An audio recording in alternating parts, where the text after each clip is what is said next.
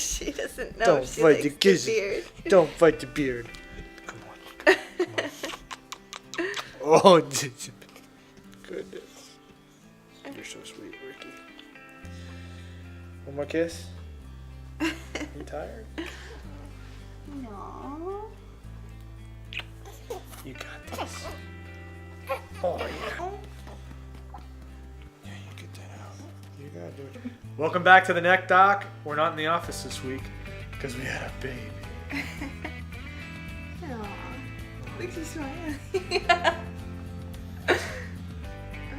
It's because she's pooping. That's good, right? This is Ella. Ella Grace. She was born a week ago. She's A week old today. A week old today. Oh my goodness. She was 6 pounds, 5 ounces, 19 and a half inches long. And she's feeling a little fussy. She's already back to over her birth weight. Yeah, usually babies the first week lose 10% of their birth weight, but she actually gained a half an ounce, so Are you hungry? pretty good. And they said when she was born that she was actually maybe a week or 2 early, so my due date was maybe wrong. Better. As you can see, we're adjusting to life with a newborn. This is the second time we tried to film this video. So we did things a little bit differently than the standard how to have a baby. Our goal was to try to do it as naturally as possible and avoid the hospital at all costs. We got linked up with Abundant Life Birth Center in Stuart, and from the beginning we were trying to work with them to help avoid things like C-section and epidurals and the complications that come with traditional hospital style birth now. I didn't know all the details of why. It just made sense to me philosophically. This is my first baby, the first birth experience. My due date was, I was 40 weeks May on 1st. like, May yeah. 1st was the due date, technically. And I think everybody tells you that first time moms go past their due date, but it still is a scary thing. The day after your due date, you're like, uh-oh. Yeah. There's stress. And But it's kind of bunk because when she was born, based on the way her feet look and her ears and some other things, even though on paper she was 40 weeks in 3 days. in 3 days, in reality, physiologically, she was only like 38 and a half weeks. So when you're off by a week and a half on the due date, And you're inducing people. and you're inducing people, like it doesn't make sense. Yeah. And all of a sudden now we have to have a, Pitocin and epidurals and C-sections and stuff, and this baby still needs another week and a half to cook, And if it happened to us, it has to happen to a lot of people. You're sort of estimating, for most people, this is what's crazy. You're estimating the baby's due date at how that baby, the size and shape of their head and anatomy and, the way their heart's developing at like less earlier than 20 weeks.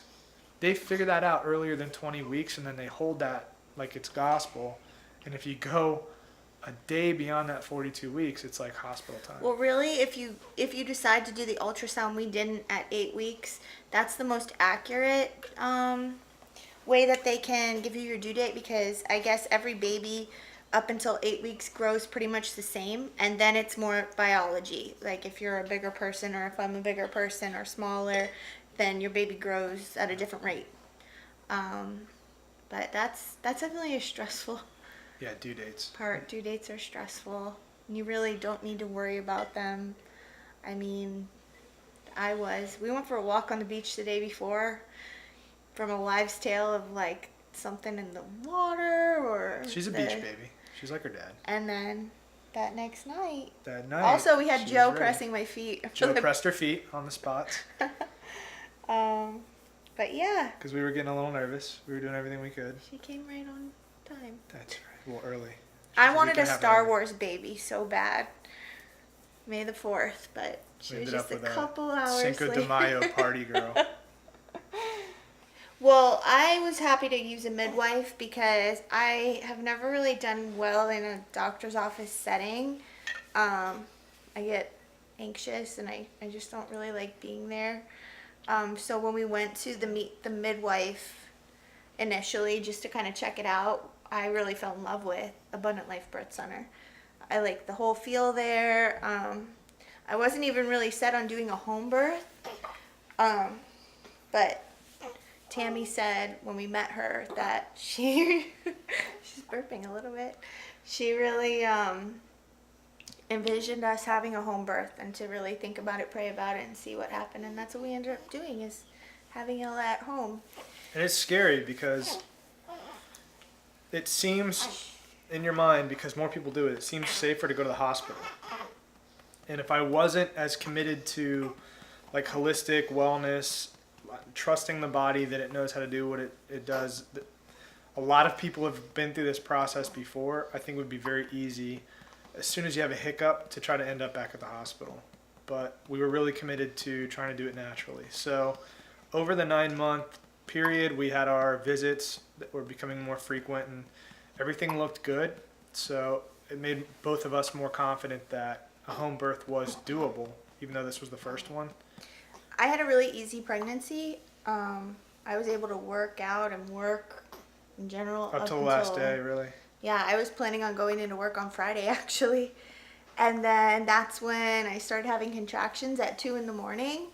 How far apart were they? Like an hour? Yeah, maybe further even. And I think that's something that as a first-timer going into it, I had so many questions on what it would feel like when you had a real contraction and how would you know. And everyone just kind of says to you like, oh, you know it's different. And it's kind of true. It's true, When you I do, woke yeah. up at 2 in the morning, it was not like the Braxton Hicks that I had been having. It was more intense. I couldn't move and get comfortable, and it lasted longer.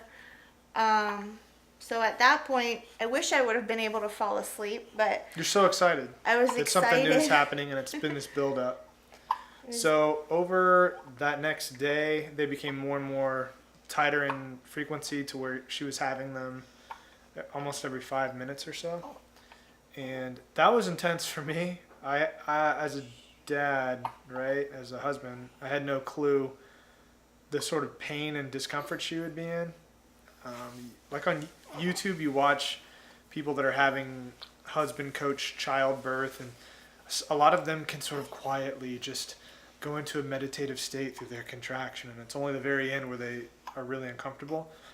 That's not how it was for us. She was very uncomfortable from I the read beginning. so many books on staying Yeah. relaxed and the Bradley method, and since my pregnancy was so easy, I kind of thought that Yeah, we'll I just got breeze this. through it. Yeah, easy. It's a lot. It was a lot harder. So having counter pressure on her pelvis from both sides, kind of like one of these on her hips, throughout that 30 to 90 seconds was the only thing that gave her any relief. So for the hundreds of contractions for that day, I was doing one of those. Our backs were sore the next day. That's how we were kind of powering through it.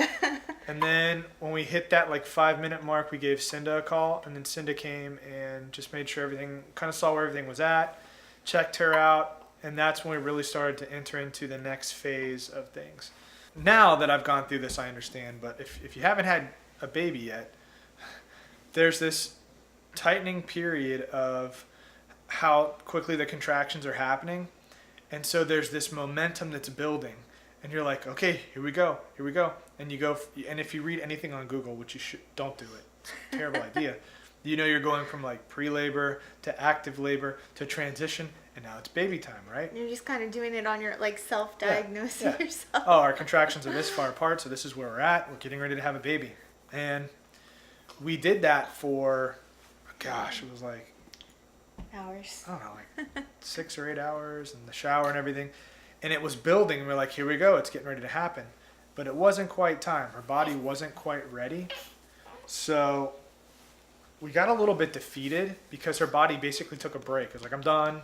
I need to rest. And she was exhausted because it Yeah. had been this steady progression and momentum building And I had thought for that hours and hours. And now's the time to push and this is it. And Yep. it just wasn't really happening. It wasn't ready yet. There were some things that had to happen physiologically that weren't there yet. And then the contractions kind of spaced out a little bit. It's funny how your body kind of gives you rest when you need it. And if we were at the hospital, that might have been an opportunity that they whisked you away and did a C-section. True. Like, yeah, not working. Especially if they already gave you an epidural and they didn't want to do another one and they gave you Pitocin. It might have been like, it's taking too long, let's do it. But instead, after this psychological sort of letdown, and she was still trying to see if she could almost like get things to fire up again and make this baby happen. Once that was like, okay, this is not going to happen, we got to rest.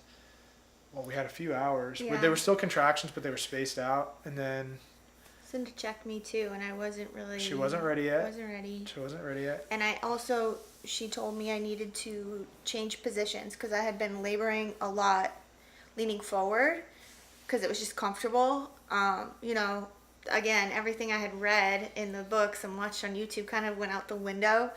Where relaxing your shoulders, I was real tense. Yeah, you can't. Moving positions, not staying in one position too long, because actually then my cervix didn't melt. They call it melting. That's how the baby fits through. But until all of it is equally like a ring where it's all gone, that baby won't move through. And there was one side, because I was leaning forward, that didn't fully melt. So she made me labor on my back for a few hours, which I didn't like. Again, I wish next baby, I will be moving positions more frequently. And I don't know, we did that for a few hours and then finally got out of the shower and she checked and kind of asked me if I had an urge to start pushing. And I didn't. But again, my water never broke, so... You went back in the shower for a while and the contractions started to get tighter again and we realized it was game time. Yeah. Over a few hours it started to peak back up again and you were getting excited and like getting determined and then you started to push. Yeah. And then my water broke. Yeah, water broke. Finally. And that kind of gives you like or it gave me at least, like, yes. Finally. Okay, and I really felt it. I felt like it was time. That's another thing that they say, like, you'll know, you get the urge, and it's true, you do. You know when it's the time, and it was hard to find a position that was comfortable to push. I tried a few, and I don't know. But even from that point, like as soon as your water breaks, it's like the clock is ticking. So... if we were not doing a home birth, it might have been a moment where we got to get this baby out kind of thing, where the midwives were constantly checking after every contraction the heart. How's the heart doing? Her heart tones were the same She doing the good? whole time. Too high, too low on the heart rate? No, everything sounds good. Everything's going good. So we can be patient. There's no rush. Whenever your body's ready, it's going to let this baby out, which I thought was cool. It wasn't like, hey, you have this much time and that's it. Which adds to the stress. You're like, I only have an hour. I have to get this, You're being too intense. I'm too intense. Yeah. This is a blessing. It's not like, we're kind of saying it how it really felt, but it really was an amazing thing. And actually pushing and having her come out. And, everybody says when they put the baby on your chest, it's this feeling that you can't describe. And just, Cinda told me to reach down and grab my baby, and it was, I'm gonna cry. But it's so amazing. Yeah, it was hard. It was really hard. I feel like every hour maybe I was asking, is this when people get an epidural? Is this when people get an epidural? Is this when they would do it? Is it gonna get worse than this? And it does, but you do forget it. Maybe not. I don't know. But it was awesome to watch you muscle through that, and especially when like it was getting time and she was going through the cervix and stuff and you could feel that, how determined you got to get her out because you wanted to meet her. That's what you kept saying. Yeah, I wanted to meet her. We didn't know if it was a him or her, and actually you would think that that would be the first thing, like when you're putting your baby on your chest. But That's Cinda, what I told him. Cinda had to I didn't care. remind me. just Look wanted at to your make baby. sure Look and see what it is. she was And when it was a breathing. girl, oh my gosh, I wanted a girl so bad. I just wanted a sweet girl first so we could even out the tribe. Yes. We're surrounded by boys all day, so we needed a sweet little girl. After you give birth, your placenta, there's like the fourth stage, I don't know. But your placenta comes out. You have to birth your placenta. It usually happens 30 minutes after you give birth. Mine didn't want to come out, kind of like Ella. Yeah. So that's another thing. Now you can go down your rabbit hole of if we were at a hospital and I didn't, that didn't happen, they would probably, if it goes past an hour, Take her to the OR and scrape that thing out of there, which from what I understand is horrific and terribly painful. But that was one where Cinda navigated that really well. And Cinda did a really great job because she let us know what was happening and what was going on, but didn't like get us in a panic mode. She had it in her hands and she was going to take care of it. So, and she did, thankfully. I mean, the reason that it right in the matters, nick of it's a time. big deal because you have a period of time with which everything's going to close back up again, and if that placenta's still up there, that could kill her, to be honest. So that's why that's scary. You want that placenta to get out of there, and so as things tighten back up, there's nothing still that's up in there. And we were right at that threshold of like An hour and 30 minutes. an or hour. I was right like, how there. long do we have? And it's like, if we're at the hospital, we got maybe 45 minutes. And Yeah. then, And it around happened the to one of my 45-minute mark, friends. I think the stuff came down, but then it took another 5 or 10 to finally get it to just release. Yeah. But we were right there, man. It was scary. But that's another thing, the reason why I was really happy that we decided to go with midwives, because like I said, she told us what we needed to know. She didn't put us into a panic. She said she had this, and she told us what would happen if we didn't. And, prayed. She prayed, Yeah, and she it was did. amazing. She was born, her umbilical cord was around her neck. That was another thing, too. But her heart And kind of like tones- backpacked in. Yeah, she had it wrapped around her twice. But her heart tones didn't change throughout the labor after every contraction. Yep. They were really on top of that. So they never, I never panicked. It just, staying calm, I think, really helps in that, even though it's a crazy time, everything that's going on. Yep, and just being patient. As long as the heart tones are okay, be patient. I didn't sleep that night. I kind of it's I crazy. was so tired. I was tired. I was I was exhausted. And then when you have this baby, it's like you stare at it all night. Yeah, she just had it on her chest all night. I didn't sleep. We have a crib. We have a bassinet. We have a DockATot. We have pretty much everything. And I just wanted the baby on me the whole night. So she was a warrior, even when we were in labor. As we were getting towards that sort of stall point, I remember looking at her and I was like, "Hey, I need to go make a sandwich." While she's, mid-contraction screaming. You're okay, right? You're good? Because I'm so hungry. I'm so hungry and cold. I'm cold in the shower. No, I was like, you look cold. Yeah, you need to go. Mid-contraction, you need to go. So women are stronger than us. They have a gear that we don't have. And even after, I'm exhausted and I just want to sleep. And she's just running on adrenaline and no food. Just staring at that baby. So next time I'm going to eat a little bit. I'm telling you, everything goes out the window when you're... But... The only rough night was the first night after that, the next day. Because her body was getting used to, digesting. Up until then, the umbilical cord was there. Yeah. So, the baby. So, I guess she had some indigestion or something going on, and she had a rough few hours crying. But other than that, man, Yeah, she's was been a really perfect. good She only baby. gripes if she's hungry or needs to poop, or if I move around too fast. She doesn't like to be moved around. Another this is amazing about having a home birth is that you give birth and you're, Home. we got to sleep in our bed. It was so nice. And they come to you. So the next day they sent the postpartum nurse, one of our patients actually. Yep. Hope it works out. And she was great. I told her about the night before and what we were experiencing, and she kind of put everything at ease.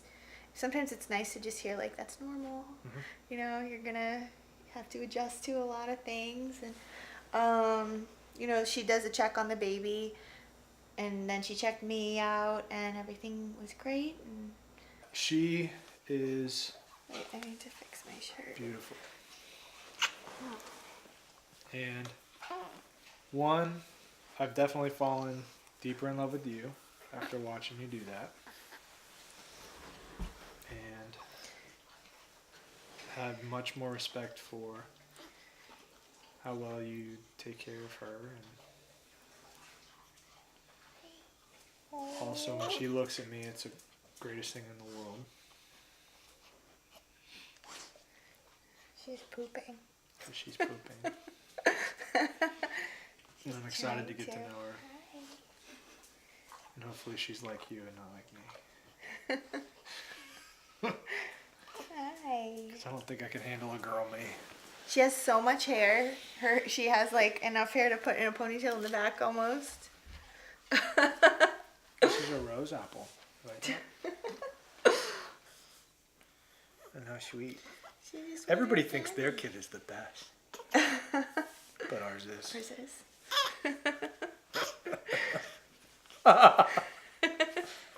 Tell him, Ella. So thank you for spending a little time with us and learning about our birth story with Ella. And hopefully it encourages you guys to move in the direction of midwives and natural. It's possible. You can do it. It may not be for everybody, but give it a solid look and do a little research. And if you're local, check out Abundant Life Birth Center.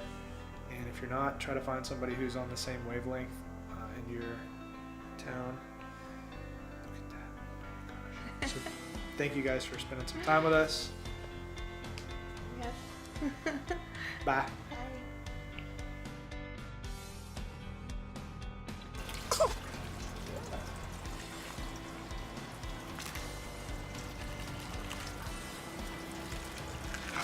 Oh, we got some little mulberries coming, Ricky. Look at that. Look at that mulberry.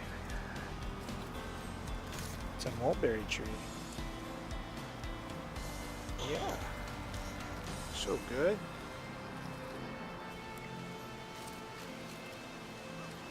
I know it's a little different, but get her used to plants and not just being inside, you know? And then she loves the papaya leaves.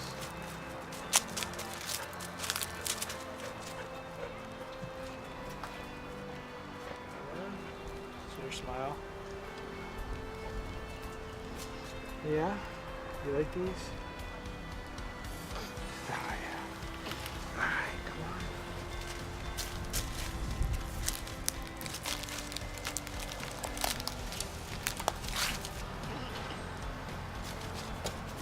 Like the way that smells? How do you feel about that?